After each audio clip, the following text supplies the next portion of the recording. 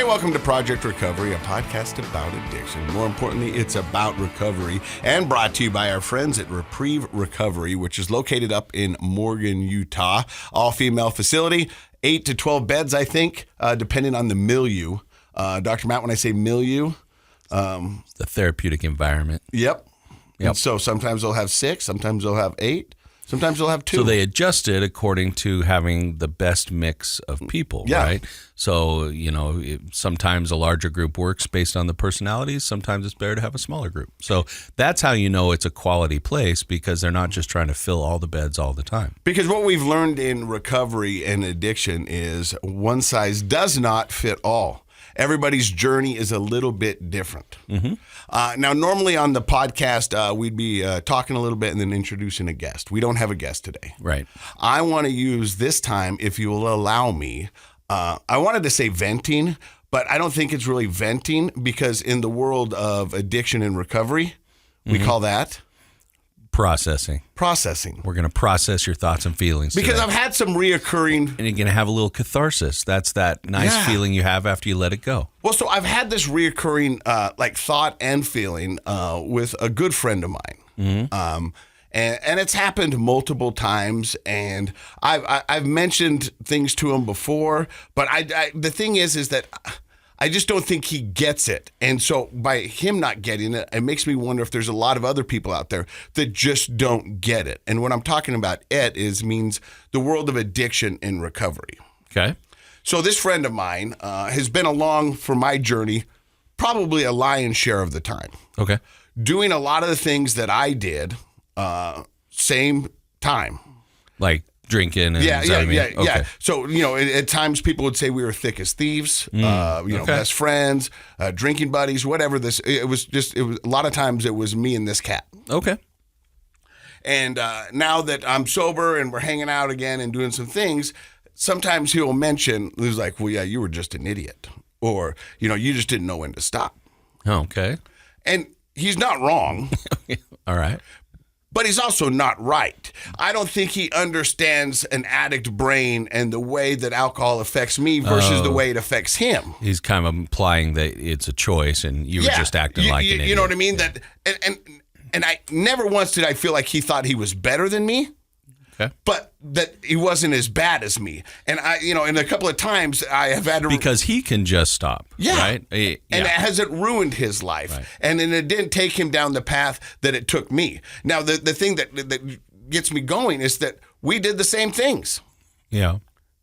The same things. Side by side. Yep. And so sometimes he'll say that and I'll go, hey, did you forget that you were with me the whole time? You know what I mean? And so, I think for other people out there who are living in, I guess, the party world, if you will, there's a lot of people who live in that party world who can live in it. Still not maybe real healthy, right? No, not real healthy. But they're not. But not as a detriment as it is to somebody like me with the genes and disposition that I have. The disease of alcoholism. And so I think even for those... on this podcast, I'd say the majority of our listeners are of loved ones of addicts. Sure. Yeah, who have somebody in their life that's fighting this disease and don't know how to help, don't know how to understand, and are trying to get a better wrap around of what's going on. Mm-hmm. But there's another group of people out there that continue to do what they do, and they'll always do, and they'll probably not have the repercussions that a lot of us addicts have. Sure. That will live a life, and could it be better? Yeah. Could it be worse? Yeah. Still wreck their liver and stuff like that, but yeah. But there's also, George Burns drank and smoked cigars until his hundreds. Yeah. There's some people that are anomaly and some people that it doesn't affect like it affects me. Octogenarians. Yeah. That means over 100. Right. Good job. Did you see me doing the math in my head? I did. I was like, I got this one. Excellent. That was pretty fast.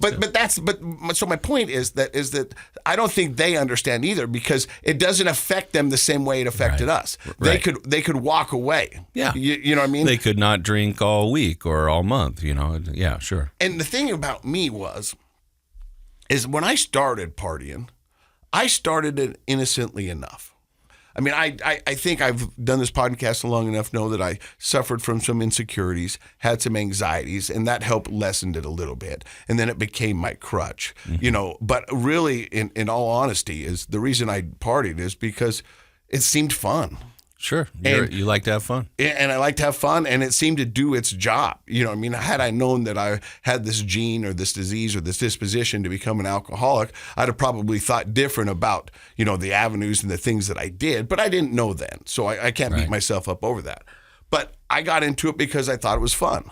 And trust me, I mean, I'm still in that world where I hang out with golfers, skiers, boaters, who still... A lot of partying going on. A lot of partying in different areas of life, from 20 to 30 to 40 to 50 to 60-year-olds, all doing the same thing that I thought I would be doing the rest of my life. Yeah. I really thought I would be doing that the rest of my life. I thought, this is what I want. Sure.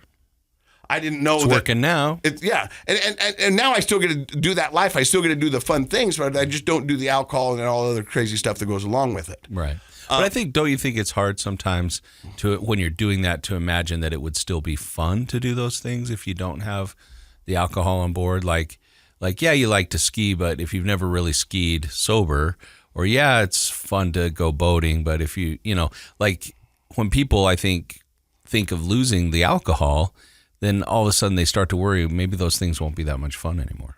And there's some truth to that. Yeah? I mean tell me.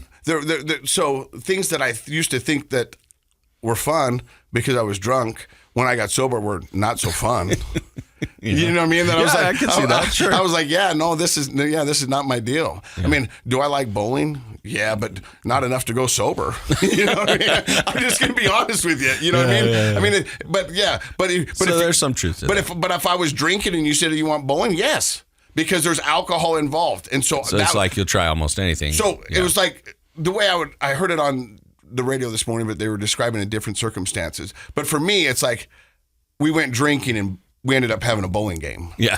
You know what I mean? Yeah. I didn't go there for bowling. Well, I think that's why bowling alleys have bars in them. Yeah, it's one of those things. Yeah. And so I just think that people need to have a better understanding, even those who still live in the lifestyle of, you know, weekend drinking or binge drinking on holiday or all-nighters when, you know, and just... yesterday we just had Pie and Beer Day. Yeah. Pioneer Day.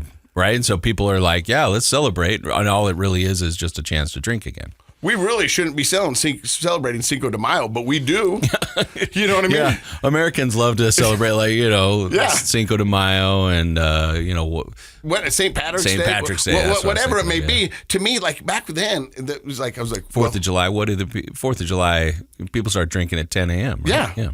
And so that's the thing, is that I just want those who are listening or who have friends that are in recovery, that are hanging out, to understand, you know what I mean? So what do you think stops people, like in your experience talking to people, because you talk to people about it all the time, like why can't they see that? Like why do they still hold on to this idea that maybe it's just a choice, or like they can't see the difference? Because I don't think it affected them, because I don't think they've ever had that battle. Right. You know what I mean? So that means people are holding on to seeing things from their own perspective. Yeah. And so I had this conversation with somebody the other day, and she was trying to understand that she has some adult children, and she just keeps trying to deal with their problems the same way every time. And I finally had to stop her and say, listen, that makes total sense if you were talking to yourself, because that's how you see the problem. Yeah. And that's the type of solution you would want. And if you're ever going to understand these adult children of yours, you have to stop thinking about the problem the way you would and try your best to think about it the way they do.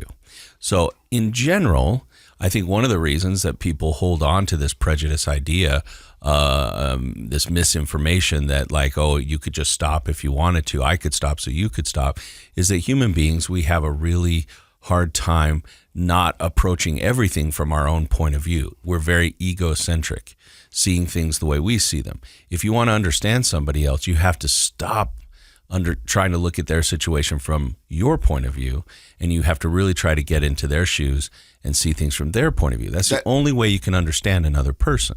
Walk a mile in their shoes. Yeah, and it's an old adage. It's also cognitive psychology, right? It's like, you know, if I want to understand Casey's experience, I have to stop trying to filter it through my experience.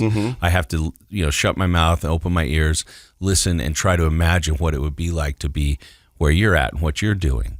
And when a person or millions of people say, I couldn't stop for my job, my wife, my children, my health, I couldn't, and I wanted to, and every day I wanted to. You can either say, I could stop, so why couldn't they? They're just not trying hard enough. That's seeing it from your point of view. They don't have willpower. Yeah, they're weak. You are having a really hard time getting out of your own head. You have to turn and listen to them and try to figure out, like, okay, what would it be like to be in that position? What would it be like to wake up every day and say, okay, I'm not going to drink today, and then be drunk in the afternoon? But I also think if they looked and examined their life and things that are going into their life, they do have that feeling, or they do have that experience with something. It just might not be alcohol. Yeah, and that's another good point, is we can generalize, and that helps us empathize. Yeah. Right? And so, like, there are plenty of people that maybe have never touched alcohol or drugs, but, they overeat. And then sugar is a big thing for them. Sodas, those kinds of things. Or how many times have video games, porn. I was just going to say scrolling. Oh. Like there's a kid that was in my office 2 days ago, and he was just like, every day I say I'm not going to waste time scrolling, and you got to help me figure out because I do it every day. 45 minutes later. Yeah. I mean, I cried this morning in the parking lot of the gym because I was scrolling and I saw something about the power of a hug. And I watched that thing 3 times. I'm not lying to you. I actually cried. And I made an Instagram post about it telling everybody that I just cried. But I'll sit there and I was like, I'm not going to watch anymore. Okay, I'm going to watch one more. And then I say to myself, I go, the next one that genuinely makes me laugh, I'll stop. And then you're like, but that was good. There's one more. But I didn't really laugh. And, and the next thing I know, I've been in the parking lot of the gym for 45 minutes. Yeah. Going, well, this is just stupid. Yeah. But it's that willpower. It's that saying, so you can empathize if you really try. Yeah. I also think there's fear. I think people don't want to think that what they're doing, drinking, could get out of control. Like, I didn't want to glamorize people that are going to be partying in their 20s, 30s, 40s, 50s, and 60s. But I want you to know that the people who start in the 20s, you're going to lose some to addiction, and you're going to lose some people because they just stop in their 30s. You're going to lose even more in their 40s and 50s. Like, I got friends now who don't drink, not because they had a problem, just because they don't like feeling hungover, or they don't feel productive the next day, or they just finally went and was like, I just stopped because it wasn't benefiting me anymore. So I had this friend just recently, and she was talking to Ashley and I, and she said, you know what? I'm not going to drink for a year. And we were like, really? And she said, yeah, you know what? I realized that a lot of the time when I drink, and she's not, I wouldn't even say a heavy drinker. She said, I don't really get much benefit from it. And I just feel kind of down. Like, I'll feel kind of down and depressed the next day. And she said, so you know what? I just decided I'm just going to go a whole year and see how I feel. And yeah, some people will stop because they realize this just isn't doing it for me anymore. Let me ask you this. Talk to that friend of yours. Okay. And if she makes it that full year, I would love her to come in and sit down on the podcast and talk about that experience. Okay. I think that would be interesting, because if I had to bet, which I am a betting man, she was going to feel a lot better and a lot more productive. Yes. And I think that's what it is. And so to get back to the people partying in their generations, the people in the 60s might be having fun, but, towards the end, it's... Right. I mean, I also had a conversation with another friend the other day, and he was talking about all his serious injuries from mountain biking and skiing, and they all happened when he was drinking. Like, fell in a fire here. Yeah. Drinking and skiing here. Broke your hip. Jumped off a deck here, landed on his skateboard, broke my ankle here. Yeah. Climbed out a window, got stitches here. All alcohol involved. Yeah, that my friend was like, broke this wrist, broke these ribs, broke this. I was just like, oh my gosh. The last injury I got was riding a sheep, and I was completely sober. That's true. And I think you were advised not to ride the sheep, but you did anyway. Yeah. So I'm still having fun. Yes. So I guess what I'm saying is that, I think empathy goes a long way, and it's not a cut and dry situation. Empathy is key. I think if you start every interaction with somebody looking to be empathetic. And remember, not sympathy, empathy. Sympathy is you're feeling sorry for somebody. Yeah. Empathy is relating to how they feel. And if you can say, it's a new person or it's an old friend, every interaction, if you were to set the goal of having empathy, you'll have so much many closer relationships and better interactions. Like sometimes people go, I feel sorry for you. Like, I don't want you to feel sorry for me. Yeah, that's sympathy. Yeah, you know what I mean? I appreciate it, but I don't want you to feel sorry for me. A lot of the reasons you're feeling sorry for me is because of my own mistakes, and I did those, and I'll own those. You know what I mean? Right. But if you understood why I made those mistakes and why some of those things happened the way they did, then that would mean more to me. If you understood why, you know what I mean? Rather than just feeling just a blanket sorry for me. So the next time a friend tells you something hard and you want to say, oh, I feel sorry for you, tell me more about that. I want to understand it. Yeah. And that'll bond you guys a lot more. So, and to get back to the friend who I'm still great friends with him. You know what I mean? Yeah. But he just sees it different than I do because I think he probably hasn't been able to get into really knowing your experience yet. And then you said you guys were there together on everything. Yeah. So I wonder if there's sort of an element of I don't want to see it from Casey's point of view because maybe I acted like an idiot too. Yeah, maybe. Or maybe I think a lot of people are afraid that bug is going to get them. Sure. So we're moving on to the next topic. Okay. I felt like we processed that pretty good. I feel good about it. Yeah, I did too. This is your day to process. So if you're ready, we can go on. Processing with Casey. Yeah, there you go. Ooh, it's a new podcast. It's an ancillary one. There you go. Dude, you don't want to get in this spook alley. There's some weird stuff, man. I do. Yeah. Bring it on. That's my path. Yeah. So the next one is, and this is just with my travels and day-to-day interaction with people that are in recovery. Mm-hmm. And these are things that I'm seeing in recovery and interactions that I'm having with people that are in recovery. Okay. And so a lot of times I'll have people reach out to me and set up a scenario of, what's going on and wanting help. And a lot of times they're just testing the waters. Hey, mind if we talk a little bit? Sure. They've been contemplating. Yeah, you know what I mean? And so I know what it takes to make that first call. Stages of change. Yeah, so they'll reach out. And I think what I've come to realize is that I'm just a rung in that ladder of stages of change. Okay. Because people reach out and they'll want to do these things, and I'll set them up with people I know because I've got pretty good relationships with most of the treatment centers here in Utah. I know most of the detox facilities in Utah. Mm-hmm. I know a lot of, the 12-step rooms, but those are easily accessible by going to the internet, and Al-Anon and USARA and the stuff that's out here in the state of Utah. But we'll sit down and we'll talk, or we'll talk on the phone and we'll set up a plan. Okay. And then from that point, it's out of my hands. Because I now move them on, because by no means am I a professional, am I a therapist, am I a counselor, am I any of those things. I'm just a fellow addict that has figured found your way to recovery. Yeah. So in a way, you have some expertise and something that they're contemplating that maybe they want. Yeah. And so I think a lot of times we had the guy that was on Colby last week who sat in an AA room and saw people that were in recovery and happy, and he said, that's what I want. Yeah. And so he went and talked to them because he figured out if they have it, that's what I want, and they're going to tell me how to get it. Right. So people will go, this is what I want, and you set it up. And I don't know what it is to make that jump. Like, you'll go, so this is the scenario. So you can either do, 30 days, 60 to 90 days. You can do out of state, in state. You can do an IOP. You can do 12-step. As we've told everybody, for us, recovery is a buffet. You figure out what's going to work for you. Yeah. But we do know certain things work better than others. Right. And I guess what I see out there when most people talk to me in my stage is negotiating their sobriety. And now it's not so much negotiating their sobriety. This is going to blow your mind. Negotiating their recovery. Mm-hmm. Mm-hmm. And so what they're doing is trying to figure out what they can get away with. Yeah.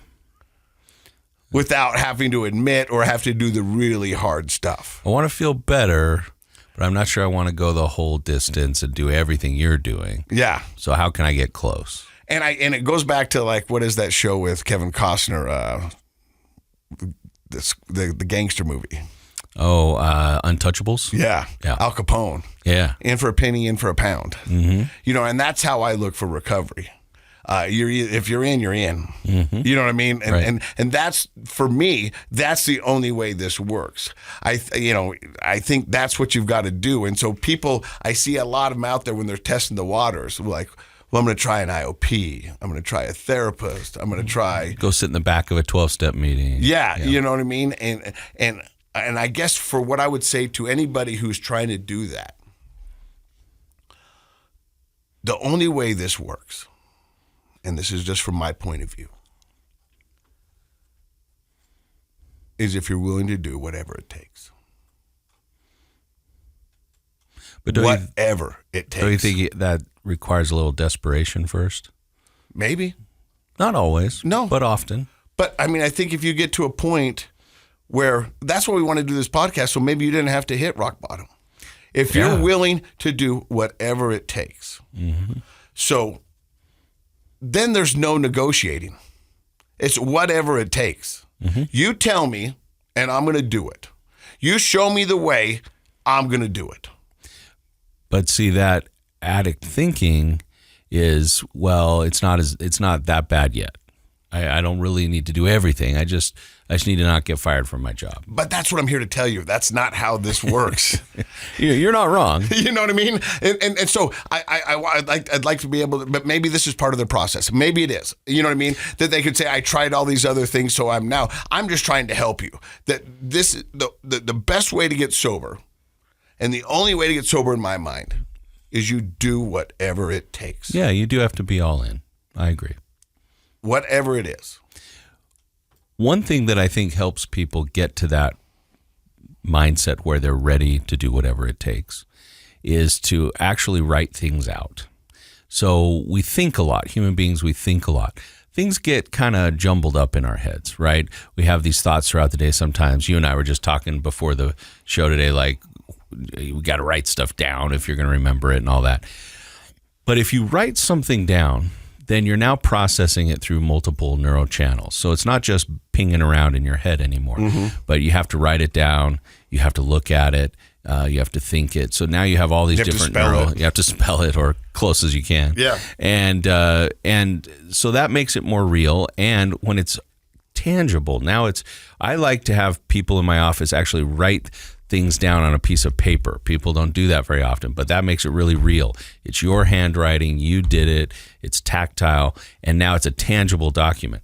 And one of the things you can ask a person is, and maybe this would be a good thing for you since people do come to you with all this all the time, they probably, you're telling them the all-in solutions, and they might start to backpedal a little. Well, I don't know if I really need an IOP yet. I just wanted to, and you could say, okay, well, I tell you what, you're right. We don't know yet. Why not? Here's a piece of paper.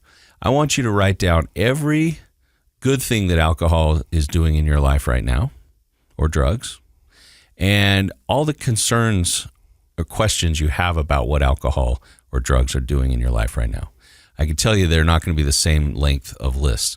The positives, there may not be any left once they've come to talk to you, or they may be stretching, but they're going to have a whole bunch of negatives. And then I would refer them to that list and say, that's your list. That's yours. You made it. You knew all this stuff was in your head. Now it's on the paper. Mm-hmm. Now, what do you think about being all in? And they may have to think about it for a while, but when you look at the truth staring you in the face like that, truth that you took out of your head and put on the paper, that's a pretty powerful experience. It is. Gosh, you're good. I got a new meme for you. Oh, good. I took a Photoshop of it. And I don't even think that's a thing. I think you just took a picture of it. I took a picture of it. Yeah. And who's that right there? Eminem. Eminem, who's been sober for a long time. Yeah.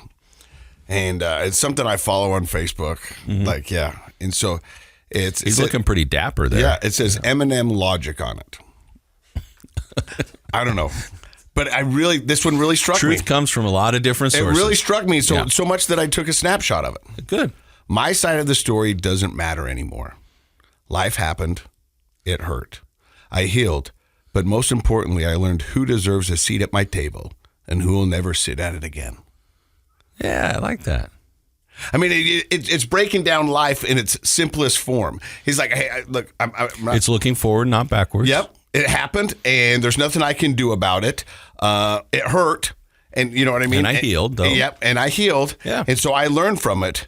But what I learned from those moments is who I want at my table and who I don't. Mm-hmm.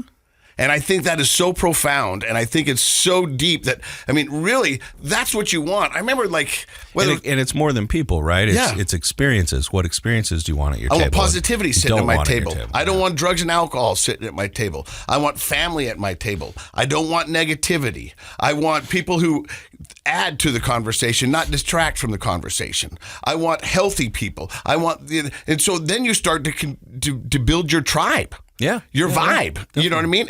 And so that's what it is. I mean, for all intents and purposes, I mean, his table is his tribe. Right. You know what I mean? He's going to find the people that are like-minded, that get him, that he connects with, that wants to see him do better, who wants to elevate his game. Right. It's crazy because my son's playing football again, and this is something my dad taught me when I was younger. He was like, hey, if you're the best skier in your group, you got to find new friends.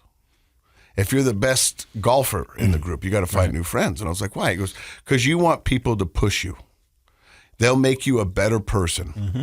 And I think that goes back to what you've said on many podcasts is resistance promotes growth. Yep. If you don't have that, you're not going to grow. Right. If you're just left to the easy things, then you sink to that level, whatever it happens to be. Our football coach would always line up. We went to Little Morgan High School, and he would line up preseason games with bigger schools and better teams. And we always hated that because it was pretty demoralizingly. Yeah. You know, we're all playing 2-3 different positions, and those guys are, you know. But, of course, he explained to us, like, we don't expect you to win. What we do expect is for us to learn from this. You're going to try to rise up to their level. When I was a soccer coach, we would do the same thing. We'd go try to enter this comp team into tournaments where they're going to get blown out. But then that was a learning experience. Mm-hmm. Like, what did we learn from that? So if you want to be better, you got to hang around with people that are a step ahead of you. Absolutely. So I think it's fascinating because recovery has given me like a new outlook on life, a new appreciation for life. And I have empathy and I have sympathy and I have a lot of things, but it's just opened up my eyes to the world and the differences that are out there. Because so many times we don't step out of our little circle or our neighborhood or our cul-de-sac or whatever it is to see that, you know. You get in your routines. Yeah. Same people, same places all the time, and that becomes your world, and it becomes sort of what I like to call a myopic view of life. Is it's very limited. It's just this little slice that's in front of you.